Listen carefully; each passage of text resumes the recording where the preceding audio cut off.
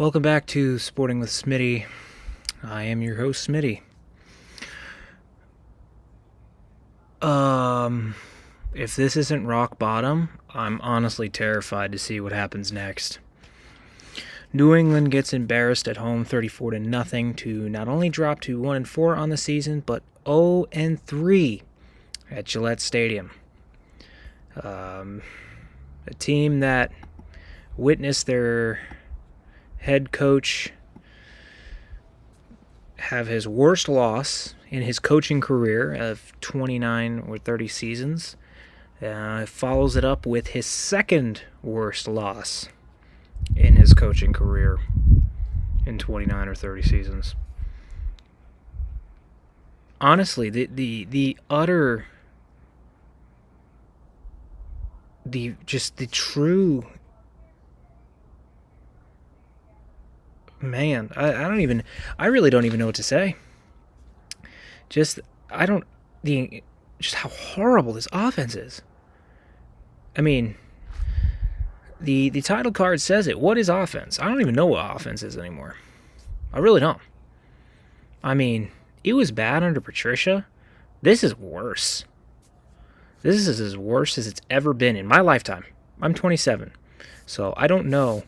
Obviously, I've never seen the Rod Rust year or the years of just horrible play at the quarterback position, like just the inconsistencies of Steve Grogan, and then Tony Eason playing poorly, and then Hugh Millen coming in, and Tommy Hodson and Mark Wilson. I mean, I wasn't around for those days, but I mean, old Patriot fans, comment below. Is this how it was? Because honestly, I mean, I've been spoiled. I have been spoiled. My generation of Patriot fans and really Boston sports fans have been spoiled. We're not used to losing, but let me tell you, I mean, we've seen some losses, but we haven't seen losses like this. And honestly, I mean, at this point, it's official. Bill Belichick is on the hot seat. He's on the hot seat. And looking at the schedule ahead, I don't know how many wins I can find there. I don't. Because this upcoming week is a afternoon game against Vegas. And then it's 2 division games back-to-back, one against Buffalo and then one against Miami in Miami, which could be a disaster coming. It could be an embarrassing. It could be a Denver-level loss for this team. And, I mean, wow. And looking at the schedule, I mean, this game, we lost 34 to nothing. There's Vegas next week, which I said during the stream, I'm not picking New England to win any game this year. I'll give you who I think we can beat. So, Vegas, that's going to be a loss. Then 2 losses back-to-back to Buffalo and Miami. So, we're looking at a 1-7 hole. The Washington game, I'm not sure. It depends on what Washington team decides to show up that day. Then the Indianapolis game, which, I mean, maybe we can win that game. Maybe. And then the Giants game, which I think we can win that game. But then the Chargers, Pittsburgh, a Monday night game against Kansas City, then on the road at Denver and Buffalo, and then finishing it off at home against the Jets. I don't see many wins here. The way this team looks, I don't see many wins here. I don't. Getting to the whole details of the game, there are no positives. I mean, this team, again, no heart, no pride. It seems Bill just kind of threw in the towel in the third quarter, which was really disheartening because I'm screaming like every other Patriot fan, like, come on, get Mac out. He's got nothing. And I'm honestly done with it.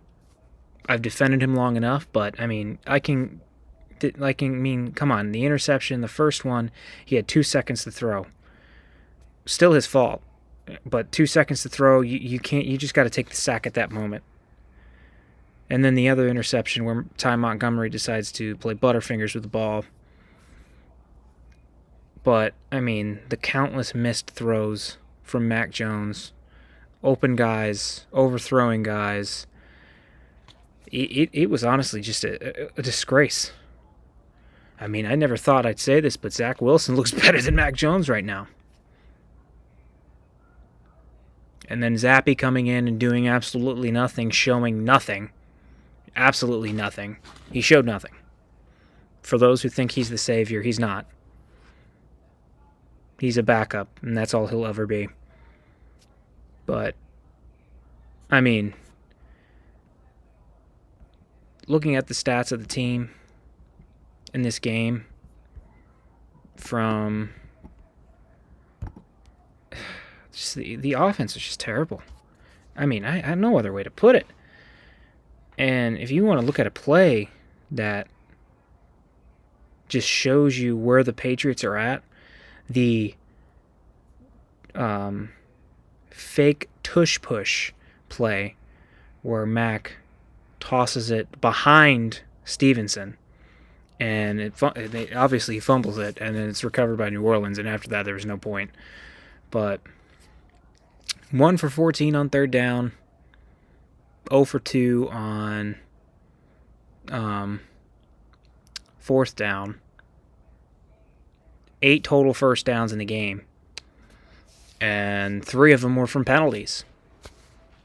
So realistically, 5 first downs total. And this is coming against a team that has barely scored 20 points all year. I think today was the first game where they put up over 20.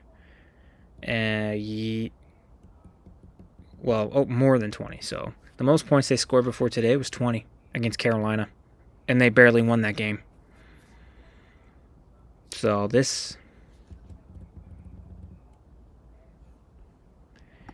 I mean, I really don't know what else to say. At this point, I'm looking at the draft, and I'm hoping that that's when a quarterback is going to be drafted. It's a huge crop of quarterbacks coming in. I mean, I'm excited. The couple quarterbacks I'm looking at are obviously Caleb Williams. I don't know about Bo Nix. As an SEC fan, I've seen how he plays in big games, and he shrinks, and he's not that good at all in big games, at least against competent opponents. Michael Penix Jr. from Washington, who I've looked at, and I really see a lot of potential there. Just a lot of quarterbacks coming out of the draft this year, and I feel like this year is another opportunity for us to get it right. So that's number one. Number one is the quarterback situation. Drafted quarterback in the draft. That's number one. Number two, it's time to take Bill out of the GM chair. Once and for all. Robert Kraft said he's frustrated with the way things have been going, and if he's not frustrated by what it looks like now, then we're going to be stuck in this tailspin of just embarrassing losses and just poor play for a long time. And it's going to take us years to get out of it. So, take Bill out of the GM chair. Keep him as head coach for now. And then go into this offseason with a new GM that can bring this team into the 2020s instead of 2004. Because this team is built for 2004. But unfortunately, that's not going to win you games in 2023. So, one, draft a quarterback. I would love to see us tank for Caleb. I would love to see that, but I know that's not going to happen. We're going to luck out and ruin our chances there. Two, get Bill out of the GM chair. And three, use the ridiculous amount of cap space we'll have going into this offseason to our advantage. I say offensive linemen. You need to sign 2 big-time offensive linemen. Period. And if they don't do that, next year is going to be the same thing, because this offensive line is a disgrace. It's a disgrace. I mean, this team couldn't block a high school team. This team couldn't block a middle school junior varsity team, honestly. So that's how I feel about this game. So going on to next week, we have our third road game of the season against the 1-3 Raiders. Right now, the Raiders are 1-3. They are currently waiting the updated record there, since they play Monday night against the Green Bay Packers. I believe I picked the Green Bay Packers to beat the Raiders. So forever, or making the seat even hotter for Josh McDaniels at this point. So it's obviously going to be at Allegiant Stadium next Sunday at 4 p.m. for you East Coast people. It's 1 o'clock for me, like people like me on the West Coast. So really here are my keys to the game going forward against the Raiders. Number one, most importantly, just show up. Play with pride. Do something.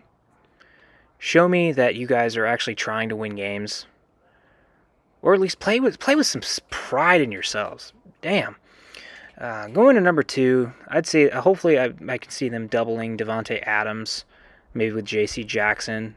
Recently acquired J.C. Jackson, since our injuries on defense is further depleting our chances at getting any kind of wins whatsoever. And then obviously 3, 4, and 5. See number one. And again, show up. Can we show up to a game? Because this is the most just unprepared Bill Belichick team I've honestly ever seen. I don't remember seeing a Bill Belichick team be so unprepared for games. And you can honestly tell from Bill on the sidelines at times, you can tell that he's thinking to himself, what the hell am I doing? What the hell am I doing? So hopefully I'm at a point now where I would just like to see what Zappe can do. So prepare Zappe to be the starting quarterback going forward.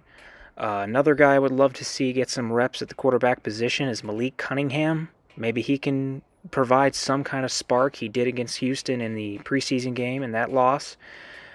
I mean, just do something to show like, hey, we're trying to do something different here, instead of the same old crap and same old shit that just seemingly just doesn't work anymore.